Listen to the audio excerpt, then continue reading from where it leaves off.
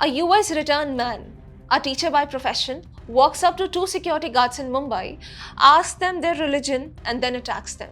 No prior criminal record, no known terror network, no organizational backing, and yet investigators now say he was consuming ISIS related content and may have been self-radicalized. This is Mira Road stabbing case. Now on surface this looks like just another violent incident, but when you look a little closer, this doesn't feel random anymore.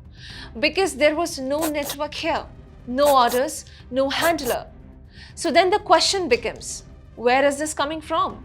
And this is where it gets more interesting and concerning, because this isn't the first time we have seen something like this. In Australia at Bondi Beach, a lone attacker carried out a stabbing inside a crowded public space. In the United States, in New Orleans, a truck attack left multiple people dead and injured. Different countries, different individuals, completely different background, and yet the pattern feels similar. No clear organization, no direct command, and still similar intent, similar execution, which tells us that this is no longer just about organized groups. Rather, this is about influence. A few years ago, ISIS was very different. It controlled territory, it had training camps, it had a structured recruitment system. That physical model has largely collapsed, but something else has taken its place, a decentralized version of the same ideology.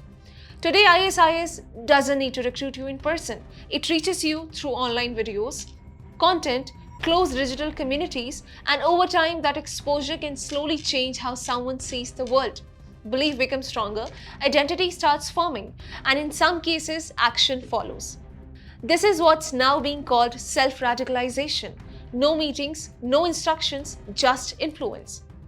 And this process doesn't start with violence. It usually begins much earlier, with curiosity, with exposure, with a sense of grievance or disconnect. You watch one video, then another, and gradually the content becomes more extreme. Over time, you enter a kind of echo chamber, where one perspective is constantly reinforced. Opposing view disappear, and extreme ideas start feeling normal. At that point, it's no longer just content, it starts shaping behavior. And in some cases, that becomes enough for someone to act, even without any direct instruction. Now, not every such case is purely ideological. There's often another layer. Some of these individuals may already be dealing with isolation, identity conflict, or psychological instability. And when that combines with exposure to extreme ideas, the outcome can be unpredictable. This is exactly why agencies like FBI have spent decades studying such behavior, trying to understand how someone with no direct link to any group can still carry out such act of extreme violence. Because today the challenge isn't just organized terror, it's individuals influenced by powerful narratives. At the same time, the global landscape is also shifting. In some regions, groups that were once considered militant are now part of governance structures. The lines between ideology, insurgency, and state power are becoming less clear. And in this environment, ideas travel faster than organization ever could. And that brings us back to Mumbai.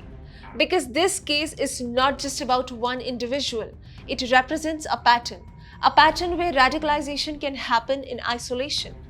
Action can happen without coordination, and influence can operate without visibility. This is violence without organization. And that makes it significantly harder to track and even harder to prevent. Because the most concerning part of all this, there's no clear starting point, no clear chain of command, no obvious warning signs, just an idea that reaches someone quietly and changes them completely. And the real question now is, if there are no networks, no orders, how do you stop something that doesn't need either?